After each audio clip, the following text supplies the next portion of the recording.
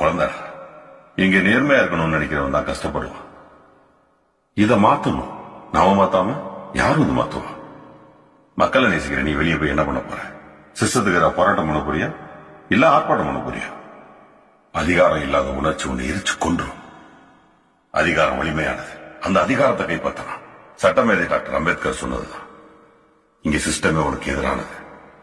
அந்த சிஸ்டத்துல அதிகாரத்தை கைப்பற்றதுக்கான அத்தனை கதவுகளை நான் திறந்து வச்சிருக்கேன்.